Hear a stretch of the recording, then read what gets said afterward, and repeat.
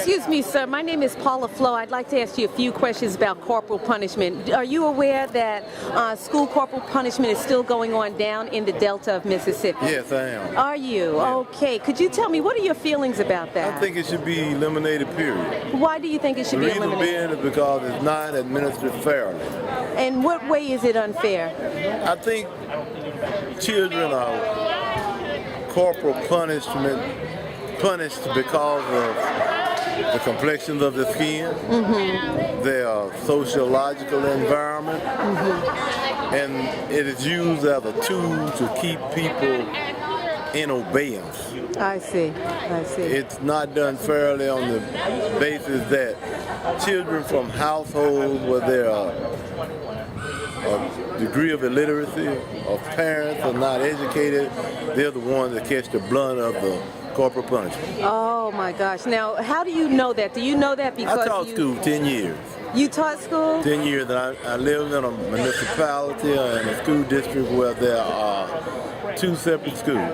Okay. One basically white, which is the old predominant white school, and one is the black, which is the old predominantly black school. Right. And in the black school, children are punished without being taken to the office, without parental consent, and without the presence of another adult. In the white institution, the predominant white schools, they are told if corporal punishment is administered, to do it in the presence of another adult, in the presence of a person in authority, and we have two different scenarios. I used to say, I like to say when my kids were in this school system, that we had Cleveland School District A and Cleveland School District Sub A. So let me ask you this: when you have your black school and your white school, would you say between the two schools, let's say both schools have 100 kids in their school, the white school has 100 kids, the black school has 100 kids, at the end of the day, which school probably had more beatings take place? The black school. See, it's a premise, it's a misconception that black people are proponents of corporal punishment. Right. That's antiquated and obsolete. At one time we were. We did not know any better than to think that the way to keep a child in obedience was to administer corporal punishment. Right. But now we know there are other alternatives that the results are the same and the results are better. And better. A person doesn't have to be beat to become an obedient, respectful, and a diligent person. Right. Where do you think all this beating comes from on our children? Came from slavery. Yeah. Came from slavery. We were taught and it was instilled in us to administer physical harm to a person to keep him in obedience. Right, exactly. Do you mind if I ask you, were you ever paddled in school, sir? Yes, I was. The thing that I have, and it might be something personal, back in the years when I was in elementary school specifically, teachers would leave the room and had another student taking names. Right. And the teacher would come back, and if the person didn't like you and he had taken your name, then the teacher administered corporal punishment. So the teacher didn't witness you do a break a rule? No.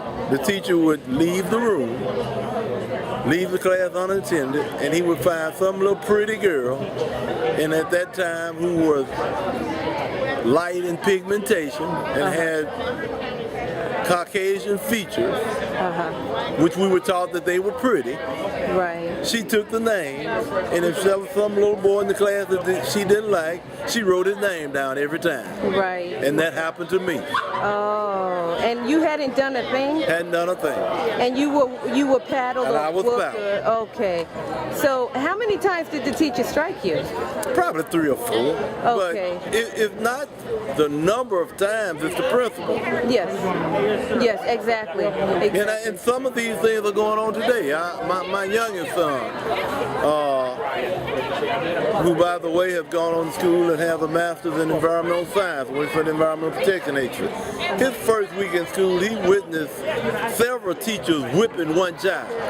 Several teachers whipping the same child? Correct. Because the child rebelled and he struck a teacher. And every teacher got 4 or 5 licks on this child in the 2nd or 3rd grade. That's uncalled for. Wait, what grade was this child? 2nd or 3rd. Was he a black boy? See, for a long time the concept was that to keep black boys of the masculine gender in the black race in order was to whoop his butt. And that was perpetuated in our society as well as theirs. Yes, and it still is. Yeah. And it still is. We're going to have classes to teach our parents that you can get results without corporal punishment, without being physical with a person, and that if it can't be done and administered fair and equitable across the board, it shouldn't be done at all. Yes, I got that. Hey, listen, thank you so. Let me kind of give you just a little bit of a data about corporal punishment in the state of Texas, which I consider to be child abuse. Schools should be happy places for children. Happy places where, even for those who have homes that are not happy homes, schools should be a place of refuge where you go to learn and to socialize, meet your friends that will last you for a lifetime. Texas reported 49,000 students who were paddled during the school year 2006 and 2007.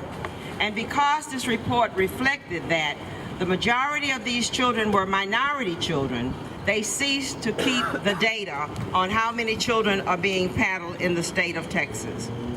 Of these 197 children, 10,000 of these children were children with disabilities. Boys were subject to punishment more than girls. Nationwide, boys made up 73% of those paddled, and 78% of those paddled in Texas. Texas is a brutal place to go to school. African American girls were more likely to be paddled than their counterparts, their white counterparts in school. In 2006, African Americans were paddled at twice the rate of other students in the schools. According to Elizabeth Gerhardt, a professor at the University of Texas, such injuries last more than 24 hours for children who are being popped in schools. They last 24 hours and longer, and many of these children have to be hospitalized. Texas school children have less protection than those in the penal institution. We do not administer corporal punishment in the penal institution. Corporal punishment is prohibited in prisons. School is the only place where corporal punishment of children is still permitted. Texas does not allow corporal punishment in child care centers, family child care, home care, foster homes, group homes, institution, and juvenile detention facilities. Why? Then in our schools. So with that in mind, I'd like to invite all of you to become a part of this movement where we abolish corporal punishment, i.e.